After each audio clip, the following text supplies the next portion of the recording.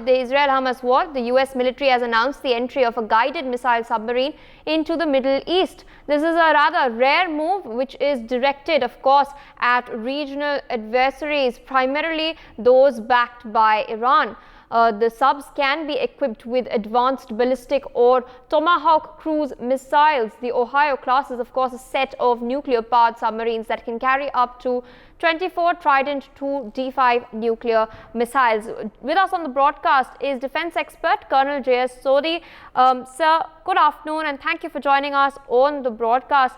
This is not a very usual move from the United States to make a public announcement regarding the placement of its strategic assets. In fact, American nuclear submarines in specific, they operate in near complete secrecy. So what sort of a message do you think they're trying to give to Iran and their regional adversaries through this? Jai Hind, Pia. It's my honor to be on a news channel.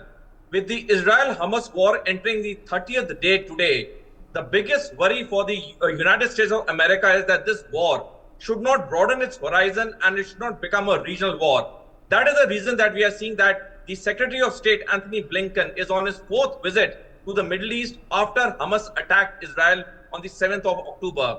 Now with US publicly announcing that it has moved a nuclear submarine of the Ohio class towards the Middle East is a clear indicator that under all circumstances, USA doesn't want this war to escalate, and now it is indulging in show of strength.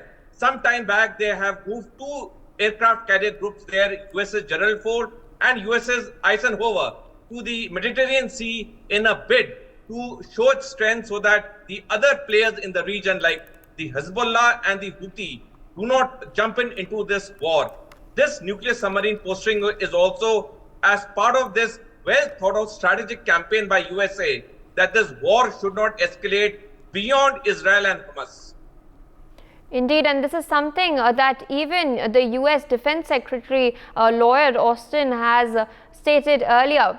He had stated earlier that the US was committed to deterring any state or non-state actor seeking to escalate this conflict. We are seeing that Lloyd Austin and Antony Blinken are stated to arrive in India for the 2+2 dialogue. What can we expect regarding that? Of course, a lot of focus will be on the India-US bilateral relationship, but do you think there's a possibility of the war in Middle East to also come up during the dialogue that is slated to take place? Definitely, Pia, this 2+2 dialogue between India and USA, which is to start in few days, definitely will have 3 important agenda points.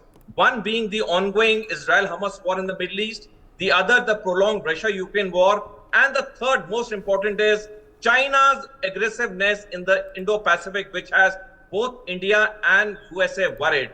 So this visit by the Secretary of State and the Defense Secretary of USA to India will have very important bearing because at this time, the world is seeing a lot of wars happening with 2 wars already in progress and certain more wars on the horizon with China making its intention clear. Definitely this visit is going to be of immense strategic and national importance for both the countries.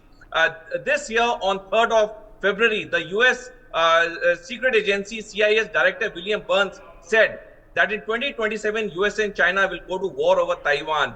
So this visit by the 2 important leaders of USA for this 2+2 dialogue with India is a step in that direction to ensure that China is checked and contained in the Indo-Pacific region.